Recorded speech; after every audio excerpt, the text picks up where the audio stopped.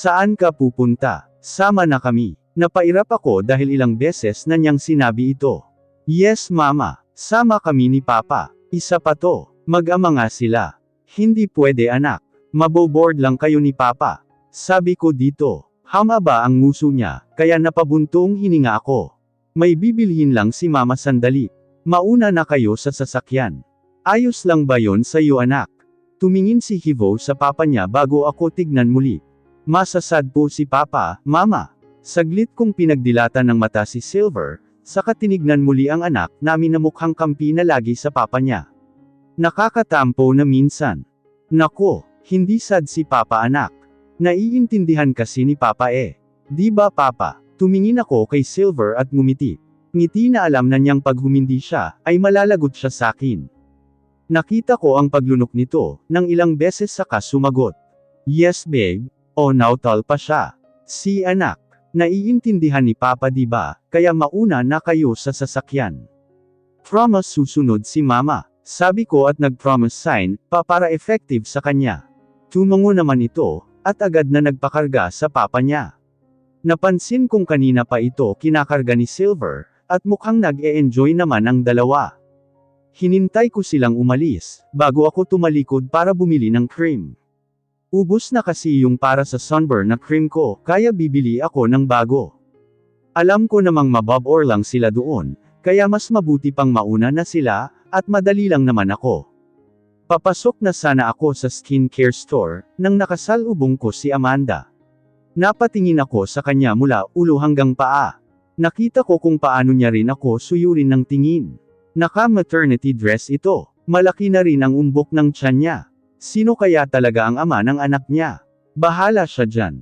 Nasaan si Silver? Tanong niya kaya kumunat ang noo ko. Bakit? Ibalik mo na siya sakin. Parang awa mo na rin ah. Huwag kang malandi. Kailangan siya ng anak namin. Napatingin ulit ako sa tiyan niya, saka siya tignan sa mga mata. Maganda si Amanda. Matangos ang ilong, may bilugan na kulay tsokolateng mga mata, at may manipis na labi. Nanaaysan ng karamihang lahi ni Adan.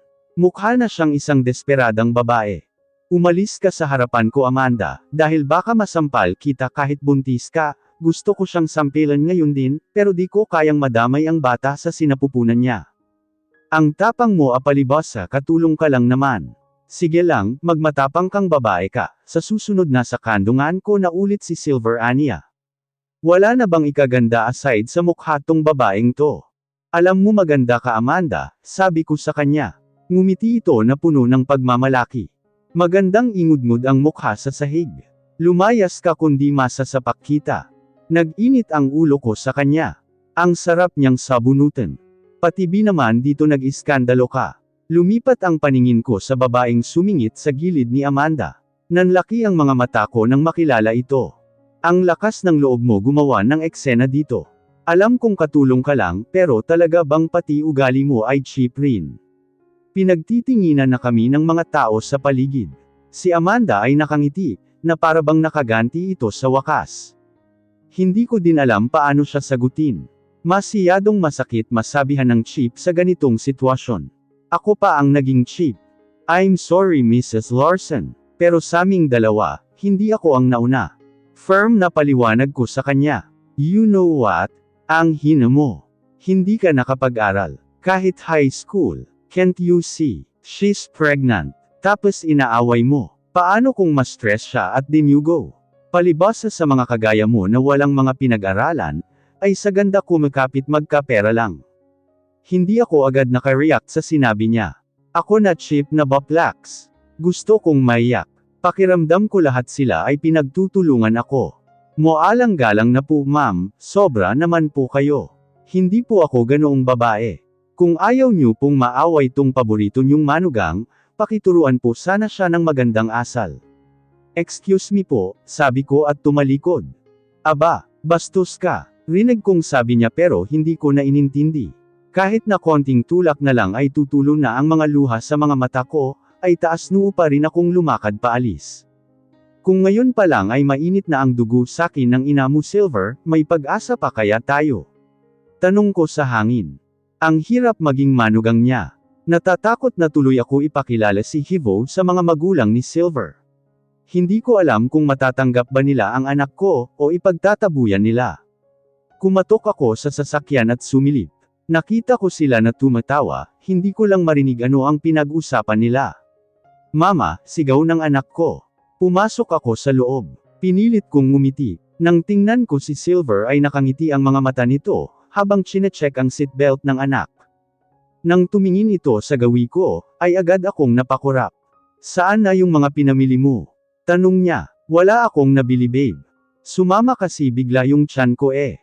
Palusot ko. What? Masakit ba? Nag-aalalang tanong nito. Let's go to the hospital. Agad ko siyang pinigilan, dahil nagkukunwari lang naman ako. Ano, okay lang. Kaya pa naman. Sa kondo na lang tayo. Ipapahinga ko lang to, sabi ko sa kanya. Mukhang hindi pa rin siya kumbinsido, pero sumunod rin naman ito. Are you okay mama? Nag-aalalang tanong ng anak ko. Tumingin ako sa kanya at ngumiti. Yes baby. Ayos lang si mama, sabi ko sa kanya. Masakit ang tiyan mo mama. Dahil ba sa fried chicken kanina? Concern at inosenteng tanong ni Hivo. Hindi ko mapigil ang hindi matawa sa sinabi niya. Just ko anak. Ang hirap magpanggap sa harapan nila mag-ama. Ewan ko na lang. Okay lang si mama anak. Nabusog ka ba kanina? Tanong ko. Yes po mama. Good. Are you tired na? Naglaro kayo ni Papa sa arcade kanina di ba after natin manood ng sine? Tanong ko, at tumango naman siya tandaan na pagod na nga ito. Halika, kondong ka kay mama anak. Si Silver na nakikinig sa amin, ay agad na itinabi ang sasakyan para maayos na makalipat si Hivo sa harapan. Tulog ka na muna. Gigisingan ka ni mama, mamaya ah. Hinalikan ko ito sa noo bago mag-hum ng kanta, na kinakanta ko sa kanya pagpapatulugan siya. Tumingin ako kay Silver, dahil hanggang ngayon ay hindi pa niya pinapaandar ang sasakyan. Bakit? Tanong ko. I'm lucky, sagot niya. Why? Dahil ikaw ang naging ina ng anak ko babe. Thank you. All of a sudden, parang nabura lahat ng sama ng loob ko sa mama niya, at kay Amanda. Mas magandang pakinggan yun kesa sa maganda ka. Parang idinuyan ako sa langit, dahil sa mga simpleng salita na binitawan niya. Wala akong nasabi. Basta pinaandar na lang niya ang sasakyan. Paalis sa lugar na hinintuan namin. Pagdating namin sa kondo, ay tulog pa rin si Hivo. Maggagabi na kaya nagluto na lang ako, para mamaya sa dinner namin. Papasok ka ba mamaya babe? Tanong ko kay Silver, habang siya ay nakatingin sa laptop niya. I think narinig ko siya kanina, na tinawagan ang assistant niya. Yes babe, may dinner meeting ako later sa isang client. Sabi niya. Ha, sayang naman tong niluto ko kung ganoon. Dinamihan ko pa naman. Ganoon ba? Sige ihahanda ko lang ang susuotin mo mamaya. Sabi ko habang hinahalo ang ibang ingredients sa niluluto ko. After maluto ay inihanda ko na ang mga susuotin niya. Feel na feel ko ang ginagawa ko ah. Pero dapat presentable siya tingnan, para dagdag points mamaya sa kikitain na kliyente niya. Uuwi ka ba dito mamaya, o sa opisina ka na magpalipas ng gabi? Tanong ko habang tinutulungan siyang suotin ang hinanda ko kanina na suit niya. Titignan ko babe. Try ko umuwi dito mamaya. Malapit na kasi ang anniversary ng company, kaya masyadong hectic ang schedule ko, lalo na napina-delay ko ng 1 week lahat ng meetings ko, para makabonding ko ang anak natin. Hindi man ako nakangiti, nagsusumigaw naman sa tuwa ang puso, ko dahil sa sinabi niya. Masyadong na-appreciate ko lahat ng efforts niya sa anak namin. Malayong malayo sa ini-expect kong mangyari.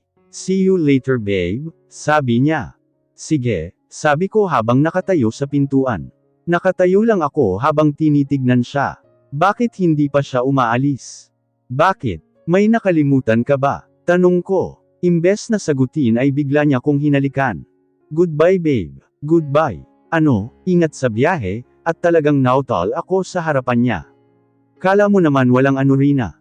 Nang nakaalis na si Silver, ay agad kong tinignan ang buong lugar, para humanap ng lilinisin. Pagmamaka na talaga parang naging mas focus ka sa loob ng bahay. Gusto mo lahat malinis at organize. Pumasok ako sa kusina, at nakita ang cellphone ni Silver na naiwan sa ibabaw ng mesa. Nakalimutan niya sigurong dalhin. Kinuha ko ito at ihahabol sana ng umilo ito. Nakita ko na ang wallpaper niya ay ang picture namin tatlo sa bahay, na tinitirhan namin dati ni Hivo. Nakita ko na may nag-pop out na message. Hindi ko sana gustong basahin pero nakita ko. Nakita ko kung ano ang message ni Hana sa kuya niya. Message na nagpakaba sakin. Hindi ba talaga pwedeng umayon ang hangin sa gusto kong mangyari? Lagi talagang may hadlang sa lahat, and sometimes it is unstoppable. Paano kung matuloy? Paano na si Hivo kung sakali? Paano na ako? Kuya, where are you? Nahihibang na si Mommy. Ipapakasal ka niya kay Amanda. Hindi nakatawag si Silver ngayong gabi, dahil nakalimutan niyang dalhin ang cellphone niya. Hindi ko rin alam kung anong mangyayari. Aaminin kong natatakot rin ako. Alam ko kasing hindi maging madali sa amin ang lahat ngayon. Mama, si Papa, napatingin ako sa orasan, at 10 oras na ng gabi. Hindi ko alam kung makakauwi pa ba si Silver ngayon. Nasa work pa niya anak. Tulog ka na ulit, gigisingan ka namin pag uwi ni Papa. Nakangiting sabi ko. Naghikab siya at natulog rin agad. Pinilit kong makatulog pero hindi ko maipikit ang mga mata ko. Tumayo ako ulit para kumuha ng tubig. Nagulat ako nang maabutan si Silver sa sofa, na nakaupo at malalim ang iniisip. Sa lalim ng iniisip niya, hindi niya napansin na lumabas ako ng kwarto. Hindi ko alam kung kanina pa kaya siya dyan, at nakatunganga lang. Babe, tawag ko. Nagulat siya sa presensya ko, at nang makabawi ay agad na tumayo at lumapit sakin. Bakit? Hindi ko natuloy ang sasabihin ko, nang bigla niya kong yakapin, at isobsob ang mukha sa pagitan ng leeg ko. Babe, I'm tired, Anya. Pagod ka saan? Sa trabaho mo o sa mama mo? Kung may magagawa lang sana ako, para mawala ang pagod niya, ginawa ko na sana. Babe, tawag niya. Sagot ko habang hinahagod ang likod niya. Pataas pababa. Pakasal na tayo, nagulat ako. Hindi agad ako nakakilos. Seryoso. Kailan? Tanong ko. Sinasakyan ko lang. Hindi ko rin naman alam kung totoo o nagbibiro siya. Ngayon, sagot niya. Ano? Tumawa ako. Anong joke ba naman to? Pwede ba yun? I'm serious babe. Pakasal tayo ngayon. Natigil ako sa pagtawa, at nakitang seryoso nga siya. Oh no. Kinabukasan ay nasa kondo pa si Silver, at hindi pumasok sa trabaho niya. Nasa sala siya ngayon at nilalaro si Hivo, habang ako ay nasa kusina at nagluluto, dahil may darating daw mamaya na bisita. Babe, you need help. Sabi ni Silver. Yes mama, you need help. Segunda ng anak namin. Halatang ginagaya ang ama. No, thanks boys. Kaya na ni mama to. Just have fun there, sabi ko at inirapan na lang ang dalawa. Kung nandito sila at tumulong, baka magulo lang ang ginagawa ko. Matagalan pa ako. Mama, gumagawa ka po ng brownies. Tanong ng anak ko. And cake too, babe. Dagdag pa ni Silver. Napailing na lang ako sa dalawa. Nagpapasalamat na lang talaga ako, at nahiligan kong mag-bake kahit walang proper training. Sariling sikap lang, lalo na't yung mag-ama ko ay sobrang hilig sa matatamis. Yeah, and cake too for Papa, Mama. Nagpakawala ako ng isang malalim na buntong hininga sa dalawa. Maya-maya pa ay dumating na ang bisita. I mean mga bisita namin. Ang dami yata nila. Mabuti na lang, dinamihan ko ang niluto ko. Hello Tito Kale, rinig kong sabi ng anak ko. It's a surprise na natatandaan niya ang mukha ni Kale, bata pa lang naman siya last itong nakita. Mabuti pa yung bata Kale, kilala ka agad. Samantalang ikaw na noon mo pa nakita, wala kang ideya na galing siya sa ano ng kaibigan natin. Sabi ng lalaking di ko kilala. Natawa ako sa turan niya. At nasisipa talaga nila si Kale sa nangyari, malay ba ng tao? Yeah, it's a mistake but malay ko ba? Masiyadong bata pa si Hivo last ko siyang nakita. Sabi nito at nang silipin ko, ay kinarga niya na ang anak ko. No, it's okay bud. Kasalanan ko rin naman. Anyway, upo muna kayo, sabi ni Silver at pinaupo ang tatlo niyang kaibigan sa sofa. Nasaan si Ben? Tanong pa ni Silver. Oh that man, sabi niya susunod daw siya after niyang marating ang gustong puntahan. Natawa sila habang ang lalaking nagsabi nun, ay hindi na may pinta ang mukha. Siya yung lalaking pumunta nung sa hospital. Yung taong nakita namin sa airport. Pumunta ako sa gilid ng mag-ama ko, after kung maayos ang lahat ng niluto ko.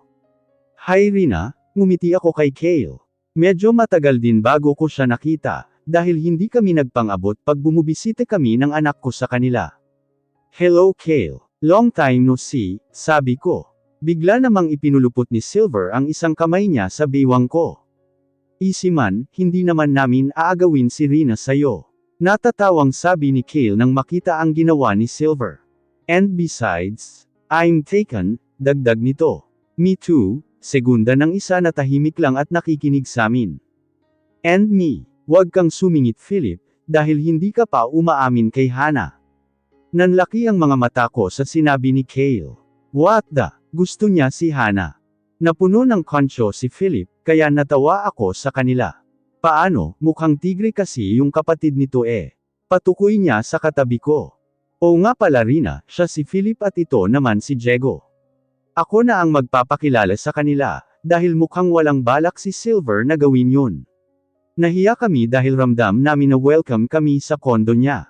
Sabi ni Kale at bored na tinignan si Silver na inamban siya ng suntok. O siya, tama na yan. Kumain na muna kaya kayo. Tamang-tama nakapagluto na ako. Ay ako sa kanila. Yes food. Sabay na sabi ng tatlo. Mga patay gutom, sabi ni Silver, kaya siniko ko sa tagiliran. Ouch babe ah, masakit, sabi niya pero inirapan ko lang. Sumunod din naman kaming dalawa sa kanila. Tabi ko si Silver habang ang anak naman namin ay napapagitnaan ng papa niya, at Tito Kale niya. Hello world, kamusta kayo? Napatingin kaming lahat sa huling pumasok. Hi Tito Ben, bumaba ang anak ko sa upuan, at tumakbo papunta kay Ben. Ilang oras pa nga lang niya nakasama si Ben nung isang araw, ay close na siya agad dito. Hello big boy, kamusta ka? Kinarga niya ang anak ko. At ginulo ang buhok. I'm okay po Tito. Guwapo pa rin, natawa kaming lahat sa sinabi ni Hivo. Hindi ko alam saan niya natutunan yan, mukhang kay Ben rin. Alright, parang si Tito lang din nagwapo rin. At nag-high five pa ang dalawa. Hi Risha, hello Ben, sabayan mo na kami dito. Ay ako sa kanya. Nang tignan ko ang apat, ay inuubos na nila ang cake. Parang mga patay gutom lang. Hoy, tirhan niyo ako ng cake, tarantang lumapit si Ben sa apat, para mabutan ang cake, pero si Silver na mukhang patay gutom talaga, ay inubos ang natitirang slice. Hoy mga duga, ba't nyo inubos? Kasi nandito ka, sagot ni Diego habang umiinom ng tubig. Anong klaseng mga tao to, at naubos nila ang dalawang cake na ginawa ko? Are they some group of cake monsters?